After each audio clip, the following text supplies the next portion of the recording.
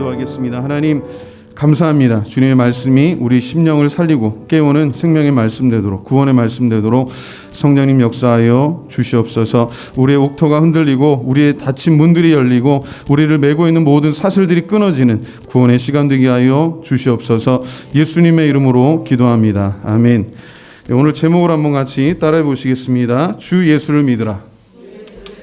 16장에는 3명의 사람들이 구원받는 이야기가 등장하는데, 첫 번째는 루디아라고 하는 사람은 여인입니다. 그리고 귀족들, 왕족들과 거래할 만큼의 그런 좋은 옷감을 이렇게 무역하는 사람이었는데, 그 루디아를 만나서 그에게 복음을 전했을 때 그가 예수를 구주로 영접합니다. 그 다음에 두 번째 등장하는 사람은 루디아라고 하는 사람과는 굉장히 다른 위치에 있는 사람이 한 사람 등장해요. 누구냐 하면 귀신 들린 여종입니다. 강력한 귀신에 들려서 그가 점을 치는데 그 주인들이 이제 그 여종을 이용해서 쉽게 보시면 점집을 차렸다고 보시면 돼요.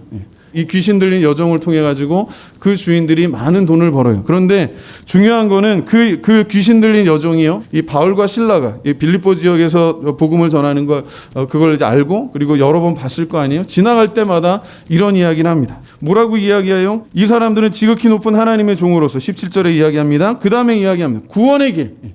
여기서 구체적으로 구원의 길이 뭐라고 얘기하지 않았지만 뒤에 보면 뭐예요? 구원의 길.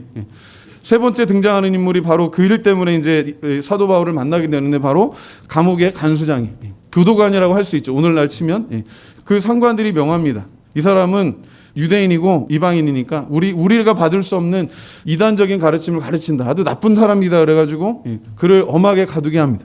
그 당시 로마 제국에는 감옥이 세 종류가 있었는데요. 쉽게 말해서 1층, 그 다음에 지하 1층, 그 다음에 지하 2층, 그렇게 생각하시면 돼요.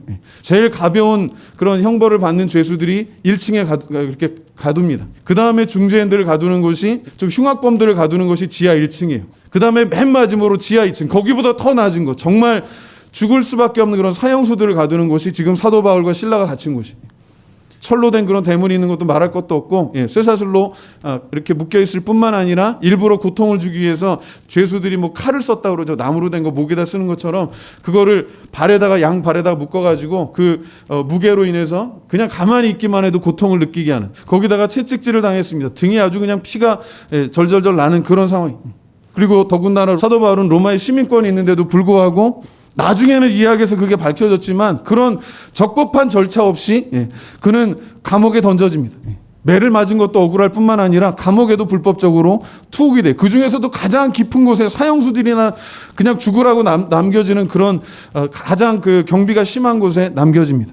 거기에 갇혀서 놀라운 일이 생겨요. 무슨 일이 생겼습니까? 우리 25장 한번 볼까요? 쭉 넘어가서 22절부터 24절까지 시작. 무리가 일제히 일어나 고발하니 상관들이 옷을 찢어 벗기고 매로 치라 하여 많이 친 후에 옥에 가두고 간수에게 명하여 든든히 지키라 하니, 그가 이러한 명령을 받아 그들을 깊은 옥에 가두고 그 발을 착고에 든든히 채웠더니. 자, 지금 이 상황이 뭐예요? 누명을 쓰고 복음을 전하다가, 예수가 그리스도신 것을 전하다가 이 귀신 들린 여종을 고쳐줬는데 오히려 그것 때문에 고맙다 소리는 듣지 못하고 누명을 쓰고 지금 채찍질 당하고 불법적인 감금 상태로 지금 있습니다. 이런 일을 당했으니까 여러분 같으면 어떻겠어요? 저 같으면 어떻겠습니까? 아주 화가 났을 것 같아요. 그럼 원망하고 불평하는 게 어떻게 보면 사람의 기본적인 속성인데, 그게 그 전에 사도 바울 같으면 당연히 그랬을 거예요. 그도 굉장히 다혈질의 사람이었는데 그가 예수 믿고 나니까, 성령 받고 나니까, 은혜 받고 나니까, 구원 받고 나니까 그 가운데 놀라운 게 뭐예요? 기도하고 찬양했다는 거예요. 그리고 그들이 그렇게 기도하고 찬양하는 소리를 누가 들었어요? 죄수들도 들었고, 그 기도와 찬양 소리를 들으면서 간수가 잠들었어요. 간수가 잠들었다는 얘기는 뭐예요? 자기가 그동안 몇 년인지 모르지만 그동안 근무했던 경험으로 봐서 이 감옥에서도 제일 밑에 있는 감옥, 제일 안전한 감옥, 제일 많은 철창이 있고 제일 많은 쇠사슬이 있는 이곳에서 한 번도 탈옥한 적도 없고 누가 살아서 나간 적도 없는 거예요. 이게 풀어진 거 외에는. 그 자기의 경험과 자기의 능력을 믿고, 그리고 자기가 갖고 있는 그 어떤 시설의 그런 안전함을 믿고 잠든 거예요. 야, 백날 기도해봐라, 백날 찬양해봐라. 니들이 여기 살아나갈 수 있을 것 같아? 그런데 놀라운 일이 생겨요.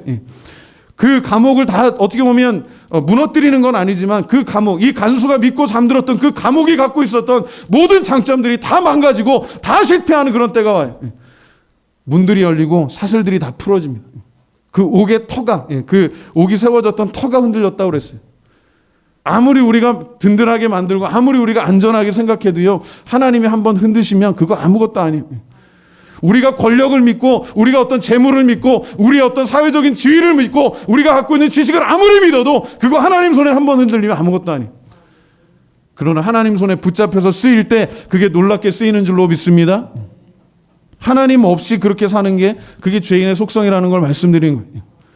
주님 안에 재물을 바르게 쓰는 마음도 주고 주님 안에 그런 권력 있을 때 겸손하게 정말 사람들을 생각하는 배려하는 그런 지도자가 되는 줄로 믿습니다. 하나님을 중심으로 그 하나님의 어떤 가치관, 하나님의 선하심, 하나님의 은혜, 하나님의 사랑에 대한 경험을 가진 사람들은요, 그 이전 삶과 그 이후의 삶이 달라요. 완전하게 달라요.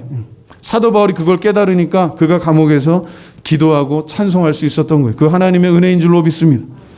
그 원인이 뭐예요? 구원의 길이신 하나님의 아들이신 예수 그리스도를 증거하는데 그들에게 사명이 있었기 때문에 그런 거예요.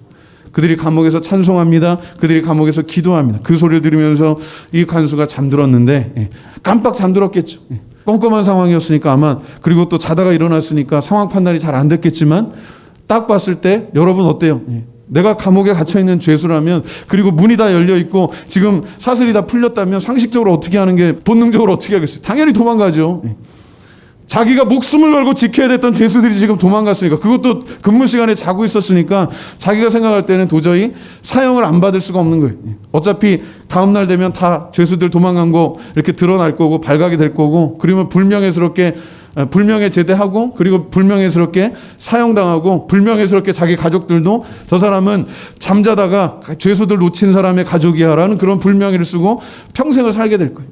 그런 걸 생각하니까 차라리 내 혼자 죽어서 이 불명예를 갚자. 그리고 우리 가족들이라도 어떻게 명예롭게 살도록 하자. 그래서 칼을 뽑아듭니다. 그 찰나의 순간에 그가 어떤 마음이 들었겠어요. 죽기는 죽어야겠는데 왜 지금 죽거나 나중에 죽거나 죽기는 마찬가지고 지금 차라리 혼자 죽는 게 더 명예롭게 죽을 수 있어요. 그런데 그가 주저합니다. 왜? 내가 지금 죽으면, 내가 지금 내 칼로, 내가 평생이 나를 지켜왔던 내 칼로 내 스스로 내 심장을 찔러서 지금 죽으면 나는 어떻게 되지? 나는 구원받을 수 있을까? 그리고 나서 사도 바울이 이야기하죠. 칼을 거두세요. 당신 자살하지 마세요. 우리 다 여기 있습니다. 걱정하지 마세요. 우리 탈출하지 않았습니다. 탈출할 생각도 없어요. 그랬더니 그 칼을 집어던지고, 여러분 생각해보세요. 칼을 집어던지고 그가 감옥으로 뛰어들어가서 그 불을 가지고 비춰보면서 제일 처음에 했던 얘기가 뭐예요? 선생들이여, 내가 어떻게 해야 구원을 얻습니까? 그가 그 순간에, 칼을 뽑아든 그 순간에, 자결하려고 하는 그 순간에, 죽음을 앞에 둔 그 순간에 수많은 사람들이 죽여봤고 수많은 사람들이 죽어가는 것을 지켜봤던 그가 막상 자기가 죽을 때가 되니까 두려운 거예요. 불확실한 거예요. 그래서 뭐라고 이야기합니까? 이 질문은요, 이 사람의 존재, 이 사람의 어떤 그 모든 삶의 그런 존재에 대한 질문이고, 우리 모두가 던져야 되는 그런 질문이에요. 선생들이요, 어떻게 해야 구원을 얻습니까? 사도 바울이 아주 간단하게 대답합니다. 뭐라고 대답합니까? 주 예수를 믿으라. 그리하면 너와 내 집이 구원을 얻으리라. 예수 외에는 구원의 길이 없는 줄로 믿습니다.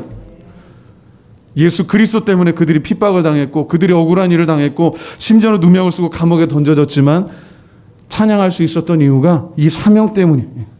근데 이게 그냥 단지 어떤 의무감 때문이 아니라 그 뒤에 나오는 놀라운 말씀이 있는데 한번 같이 봅니다. 자, 33절 34절 다 같이 봅니다. 시작.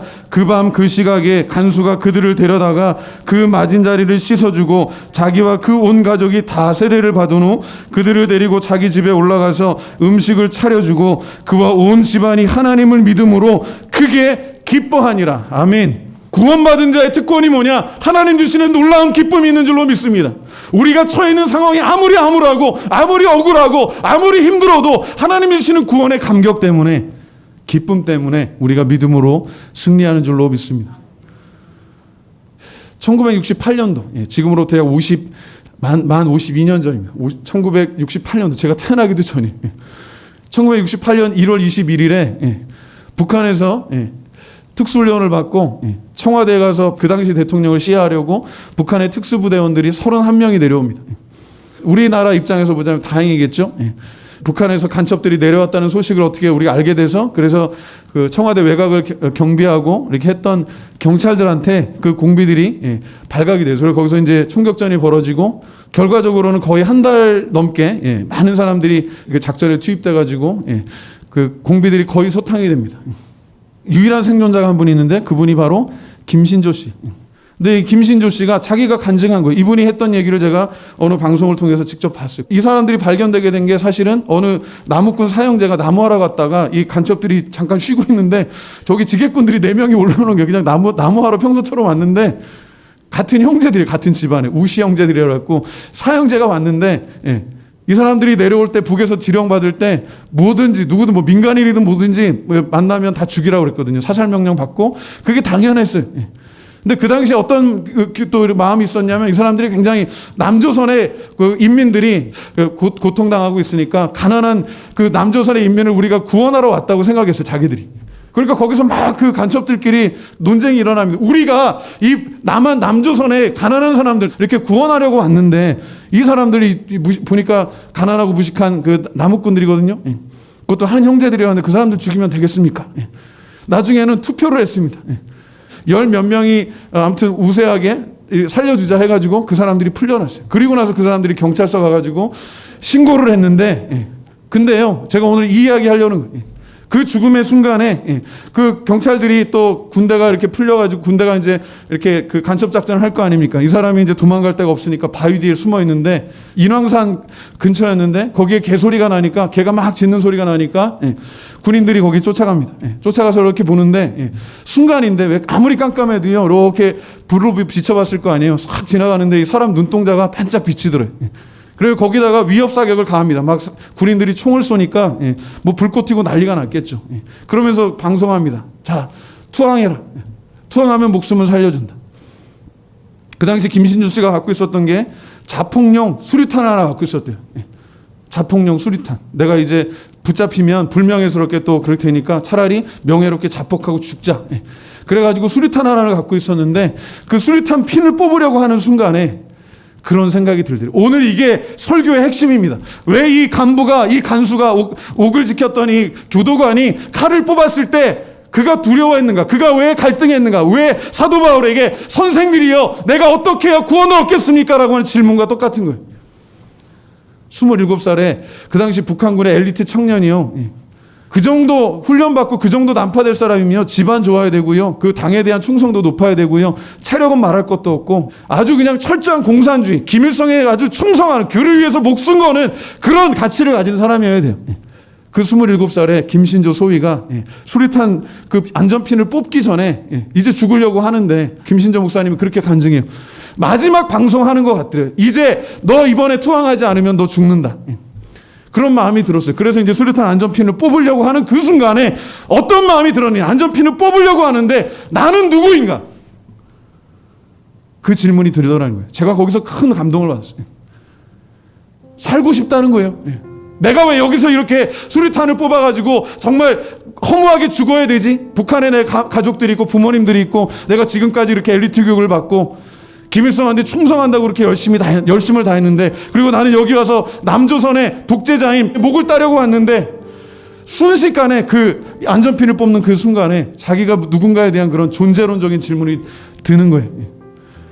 그래서 그가 수류탄 핀을 뽑는 대신에 그걸 버리고 투항했어요. 그리고 살았고 우리나라에 귀순해서 그리고 좋은 분을 만나서 결혼하고 그분이 사모님이 되셨는데 예수 믿는 분이었어요. 예수 믿는 그 독실한 어떤 기독교인 자매를 만나서 결혼하고 그리고 나중에 그분이 신앙생활하다 은혜 받아서 예수 믿는 걸로 끝난 게 아니라 신학교육을 하고 그래서 목사가 됐어요. 할렐루야, 하나님의 은혜인 줄로 믿습니다. 근데 제가 그분의 간증을 들으면서 딱 그 질문, 나는 누구인가? 이 간수가 던졌던 질문하고 똑같다고 생각해요. 선생들이여 내가 어떻게 하면 구원을 얻습니까? 내가 전쟁터에서 수많은 적들을 이겼고 죽였고 그리고 이 감옥에서도 수많은 죄수들을 내가 지켰고 수많은 사람들이 죽어가고 그렇게 또 석방되고 하는 걸 봤는데 내가 죽을 때가 되니까 확신이 없는 거예요. 어떻게 구원을 얻습니까? 사도 바울의 답이 그게 정답이에요. 지금도 그게 정답이에요. 주 예수를 믿으라. 야, 하나님의 역사가 어디에서 나타났어요?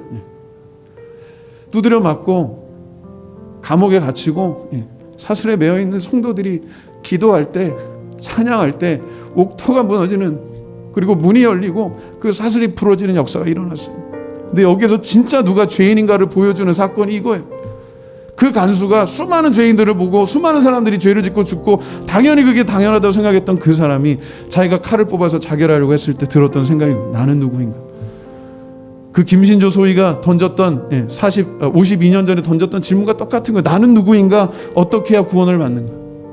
오늘 그 말씀입니다. 내가 어떻게 구원을 받아요? 예수 그리스도가 하나님의 아들이신 것과 그가 우리를 위해서 십자가에서 피 흘리신 것, 그리고 그 피가 우리의 죄를 사하고 그 죄를 사함으로 말미암아 죄인에서 의인으로 우리가 아기의 자식에서 하나님의 자녀가 되는 구원에 있는 은혜가 있는 줄로 믿습니다.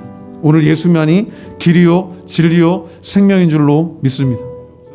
이제는 우리 주 예수 그리스도의 무한하신 은혜와 아버지 하나님의 만극하신 사랑하심과 보혜사 성령님의 감화 감동 인도 충만케 하신 은혜가 이제 주 예수 믿음으로 구원받은 성도들, 그래서 이 기쁜 소식 전하기 원하는 사랑하는 모든 성도들 위에와 주의 피값을 하시는 몸된 교회와 이 나라와 이 민족 위에 이제로부터 영원토록 함께 있을지어다. 아멘.